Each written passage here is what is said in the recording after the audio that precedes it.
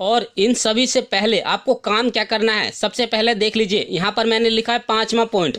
पांचवा पॉइंट जो है ना, सबसे पहले आपको आजमाना है, यानी पहले ये काम करना है। तो देखिए एग्जाम हॉल में एडमिट कार्ड लेकर के जाना है, लेकिन एडमिट कार्ड आपको ब्लैक एंड वाइट लेकर जाना है या रंगीन लेकर जाना है, यह आपके ऊपर डिपेंड करता है। लेकिन आप जो है ना रंगीन करके इसका लेमिनेशन करा करके एडमिट कार्ड को तब लेकर के जाइएगा, क्योंकि वहाँ पर अगर अच्छे से लेकर के जाते हो तो आपको जो है एग्जाम हॉल में बैठने देंगे। अगर आपका एडमिट कार्ड खो जाता है तो आपको एग्जाम हॉल से भगा दिया जाएगा, ठीक है। तो इस चीज़ का विशेष ध्यान रखना। इसके बाद देखिए आपके पास एडमिट कार्ड तो होना ही चाहिए, साथ ही साथ आपके पास एक ब्लैक पेन होना अनिवार्य है, और या एक या दो ब्लैक पेन ले लीजिए, इसके बाद दो ब्लू पेन ले लीजिए, और इसके साथ ही साथ आपके पास एक पेंसिल होना चाहिए और एक रबर होना चाहिए और एक कटर होना चाहिए। ये 100% ये सामान जो मैंने बताया है ये सभी जो आपके पास होना चाहिए, तभी जा कर के आपको जो है ना एग्जाम में पूरे मार्क्स आ जाएगा, और इसी को फॉलो करना है। चलिए अब अगला मैं ले चलता हूँ अगला पॉइंट की तरफ, जो कि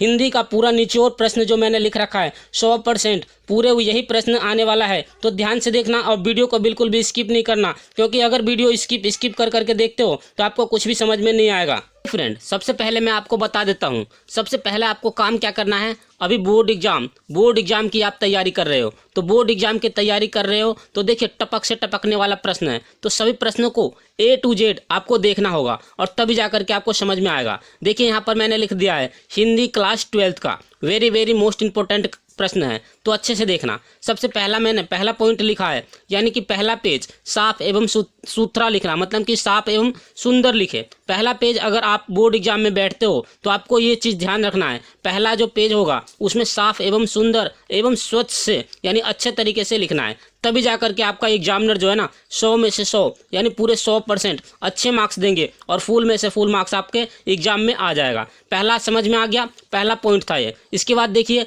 दूसरा पॉइंट ध्यान से देखना। दूसरा पॉइंट है जो याद है उसे सबसे पहले पेज में लिखना है। जो भी प्रश्न आपको याद है, जितने भी प्रश्न आपने याद किया है वो प्रश्न आपको याद है तो सबसे पहला पेज में उसी प्रश्न को आपको लिखना है। सबसे पहले पेज में उसी प्रश्न को क्या करना है, आंसर लिखना है, और अच्छे तरीके से लिखना, क्योंकि पहला पेज अगर आप लिखते हो सुंदर एवं साफ एवं स्वच्छ तो अच्छे तरीके से आपका जो है ना एग्जामिनर जो आगे वाला नंबर भी फुल में से फुल मार्क्स देता चला जाएगा।